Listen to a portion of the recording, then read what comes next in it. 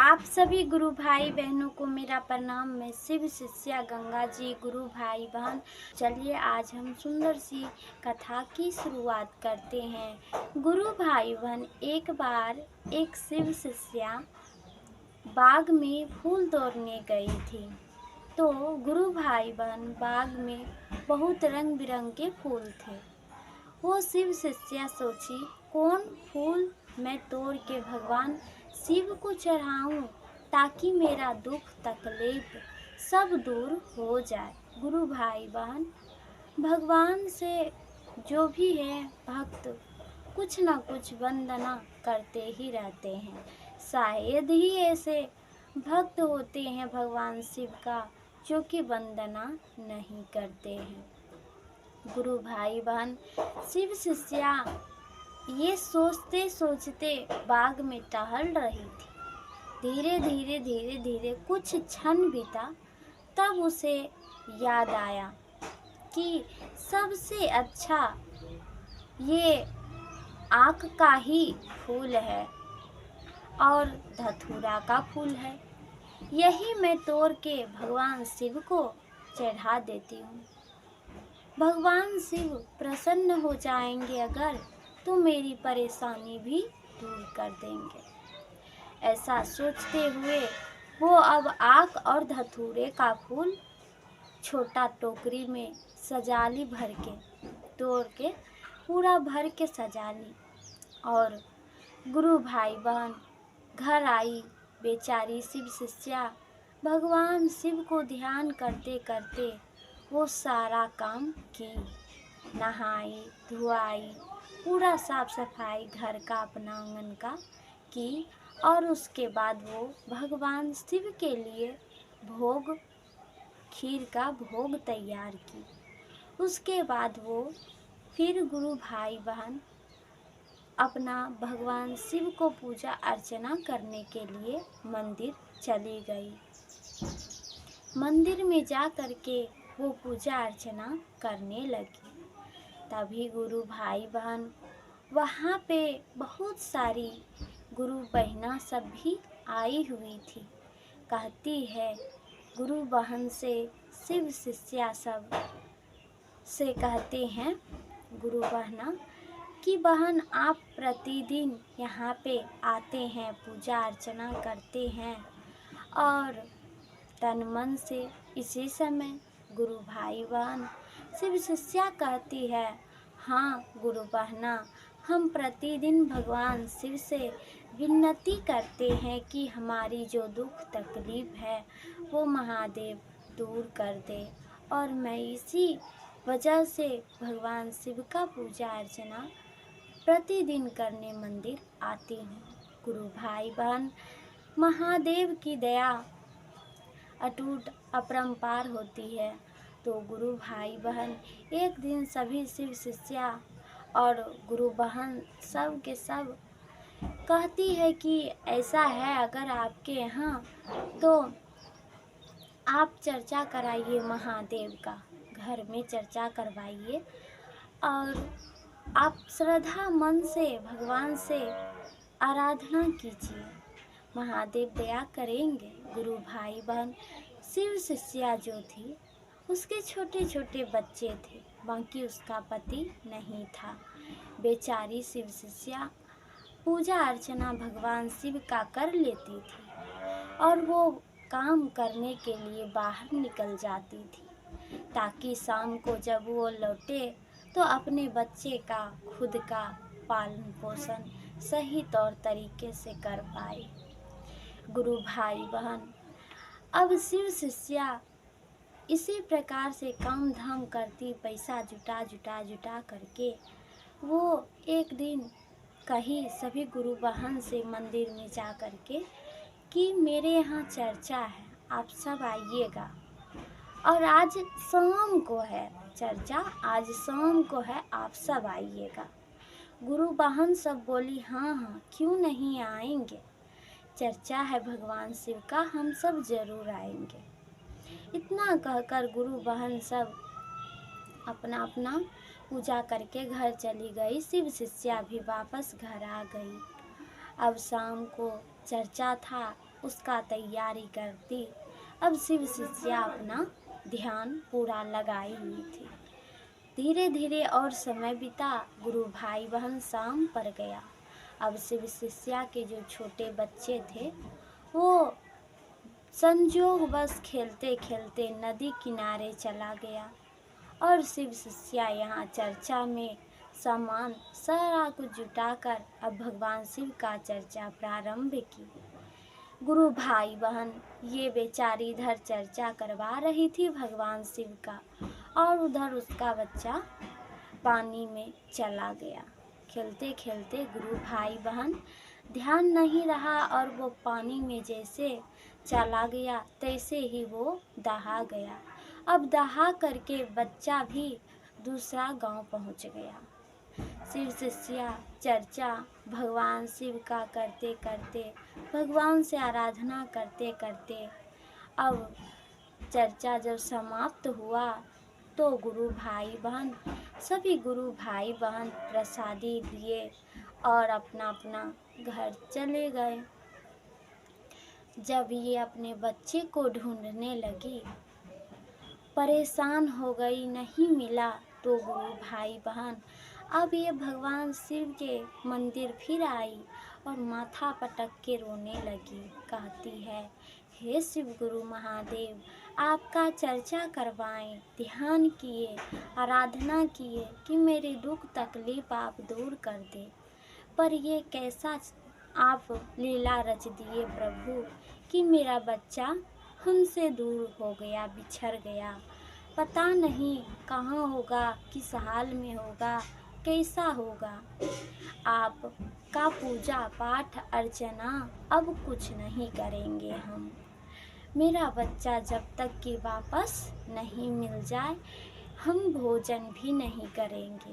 गुरु भाई बहन अब उसका उधर बच्चा दूसरा गांव चला गया भसिया करके पानी में। गुरु भाई बहन एक बेचारी और धोबिन थी जो घाट पर दूसरे गांव पे घाट पे गुरु भाई बहन कपड़ा धो रही थी।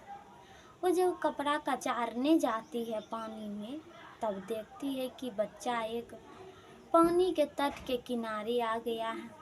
वो बेचारी बच्चा को निकालती है और गुरु भाई बहन वो बच्चा को अपना घर ले जाती है। संजोग बस उसको भी एक भी संतान नहीं होता है और वो फिर अपना बच्चा समझकर उसका लालन पालन अच्छे से करने लगती है। उसका नाम चुन्नू रख देती है। गुरु भाई बहन अब चुन्नू भी धीरे धीरे अपने माँ के साथ कपड़ा लत्ता धोता घाट पे जा कर के और पढ़ाई लिखाई करता और साथ ही भगवान शिव का पूजा अर्चना मंदिर के तट पर ही वो मंदिर में किया करता था। ऐसे ही दिन कुल समय कटने लगा। गुरु भाई बहन अब उधर बेचारी चिंता में अपना बच्चा का चिंता में बहुत दिन बिता दी पर उसका बच्चा नहीं मिला। वो भगवान का पूजा अर्चना भी नहीं कर रही थी। तभी गुरु भाई बहन एक बार संजोगवश ये शिव शिष्या जो थी वो एक दिन सोची क्यों नहीं, बहुत सारा कपड़ा हो गया है, ऐसा करते हैं जाके धोबिन के पास दे आते हैं। गुरु भाई बहन अब वो धोबिन के पास चली जाती है कपड़ा देने के लिए और गुरु भाई बहन तभी संजोगवश धोबिन उसका जो बच्चा होता है वो दोनों भगवान शिव के मंदिर में नदी के तट पर ही पूजा अर्चना करते हुए दिखाई पड़ते हैं। ये शिव शिष्या वहाँ पहुँचती है तो देखती है कि धोबिन बेचारी अभी पूजा अर्चना कर रही है। तो गुरु भाई बहन वो इंतजार करने लगती है शिव शिष्या और वो मंदिर नहीं घुसती है क्योंकि वो तो भगवान शिव का पूजा अर्चना छोड़ दी थी। क्योंकि गुरु भाई बहन जब से उसका बच्चा खो गया तो वो छोड़ दी थी। धीरे धीरे इंतजार की घड़ियां खत्म हुई। शिव शिष्या अब देखती है कि वो धोबिन उसका बच्चा दोनों मेरे साइड आ रहा है। तो वो कहती है कि बहन, कुछ कपड़े थे, बहुत गंदे थे, सो आप धो दीजिएगा और आप मुझे जल्दी दे दीजिएगा। तो गुरु भाई बहन, वो धोबिन कहती है कि ठीक है बहन, एक बात पूछे? तो शिव शिष्या कहती है हाँ बहन पूछिए, क्या बात है? धोबिन कहती है आप इतना उदास क्यों हैं, क्या हुआ?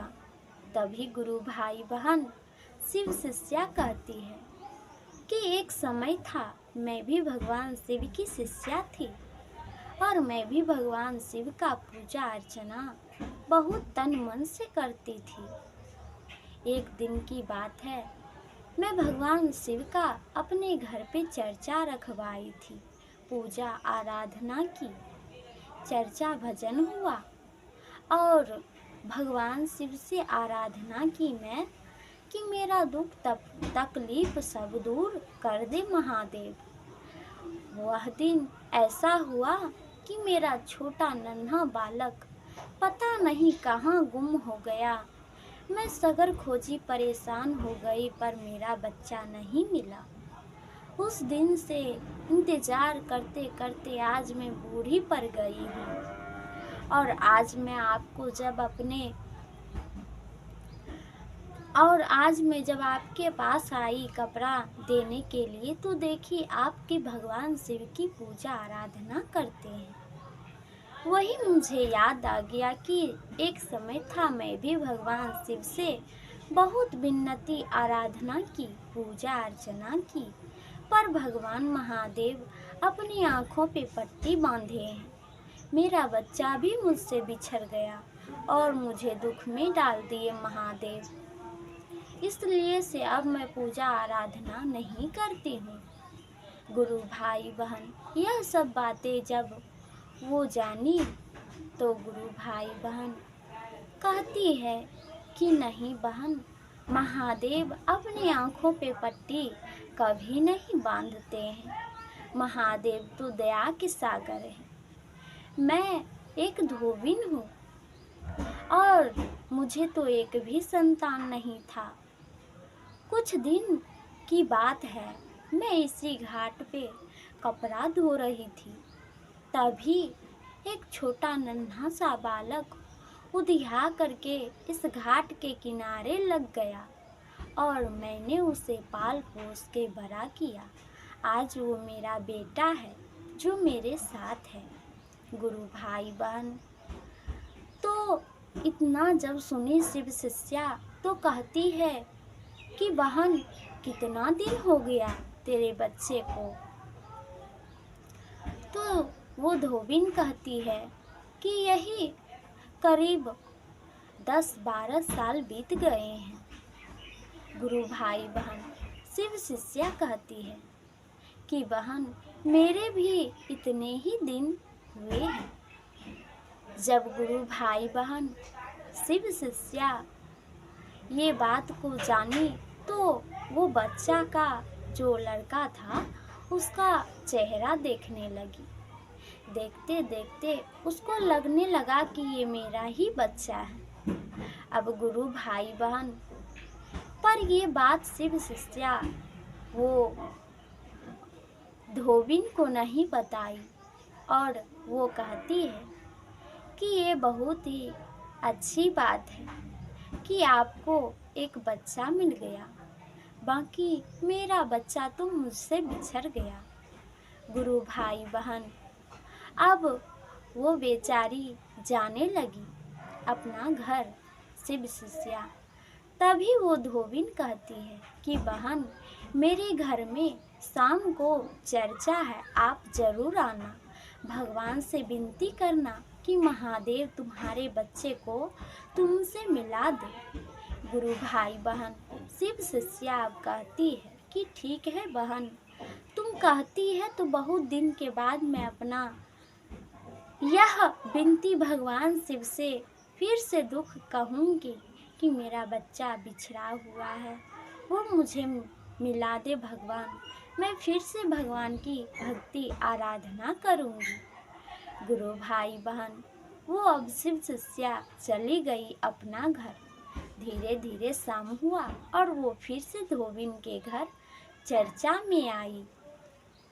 तभी गुरु भाई बहन शिव शिष्या अब उसके घर आई। जब इधर उधर देखती है तो एक तस्वीर देखती है। उस तस्वीर में और कोई नहीं, उसका छोटा बच्चा ही था। जब वो अपने बच्चे को पहचान गई तो पूछती है धोबिन से कि गुरु बहन ये कौन है। तभी वो धोबिन कहती है यही तो मेरा बच्चा है जो मेरे साथ अभी बड़ा हो गया है, मेरे पास है, मेरा बेटा है, ये मेरा बच्चा है। तो गुरु भाई बहन शिव शिष्या कहती है यही मेरा भी बच्चा है जो मुझसे कुछ दिन पहले बिछड़ गया था। गुरु भाई बहन जब यह बात जानी वो धोबिन तो बहुत आंखों में आंसू लदबदा गया और वो फूट फूट के रोने लगी। फिर वो कहती है कि बहन मुझे माफ़ करना, ये रहा तुम्हारा बच्चा जो तुमसे बहुत दिन पहले बिछड़ गया था। लो अपने बच्चे को गले से लगाओ। गुरु भाई बहन अब शिव शिष्या अपना बच्चा को झपट ली, गले से लगा ली और बहुत खुश हुई, प्रसन्न हुई। गुरु भाई बहन शिव शिष्या और धोबिन दोनों मिल करके भगवान शिव का चर्चा पूजन आराधना की। सभी गुरु भाई बहन आए उसके गांव से भी। सब कहते हैं कि देखो महादेव की लीला अपरंपार है। गुरु भाई बहन अब भगवान के ऊपर अटूट विश्वास हो गया। सब गुरु भाई बहन बहुत खुश हुए शिव शिष्या को उसका खोया हुआ बेटा जो मिल गया था। गुरु भाई बहन अब शिव शिष्या कहती है कि बेटा चलो मेरे साथ मेरे घर। तो गुरु भाई बहन बच्चा जो उसका था बेटा कहता है कि माँ मैं तो चलूँगा ही, बाकी ये भी मेरी माँ है जो मुझे अपनी जान देकर बचाया, मेरी पालन पोषण किया। आज अगर ये मुझे नदी के तट पर से नहीं उठाता तो मैं मर ही जाता माँ, इसलिए ये भी मेरी माँ है और मैं इसे छोड़कर कैसे जाऊँ। ऐसा करो दोनों एक जगह रहो, हम तुम दोनों की खूब देखभाल करेंगे, दोनों आज से मेरी ही माँ हो। गुरु भाई बहन अब शिव शिष्या और धोबिन एक दूसरे के साथ गले मिली, बच्चे को भी गले लगाई और साथ ही अब रहने लगी। भगवान के ऊपर बहुत विश्वास बन गया और फिर से वो भगवान शिव की पूजा आराधना करने लगी। गांव गिरां सगर के लोग जान गए कि महादेव की दया से शिव शिष्या का खोया हुआ बच्चा वापस मिल गया। तो प्रेम से बोलिए जय शिव गुरु, जय महादेव, जय मैया पार्वती की जय। हर हर महादेव। गुरु भाई बहन महादेव सबको देखते हैं। महादेव के आँखों के ऊपर पट्टी नहीं होते हैं। बस किसी को दुख किसी को सुख जो जीवन में लिखा है वो तो होगा ही। इसलिए गुरु भाई बहन भगवान की भक्ति करते रहिए। भगवान समय के साथ दुख और सुख दोनों देते हैं, इसलिए से प्रेम से बोलिए जय शिव गुरु, जय महादेव। भगवान की भक्ति करते रहिए। हर हर महादेव। ओम नमः शिवाय, ओम नमः शिवाय।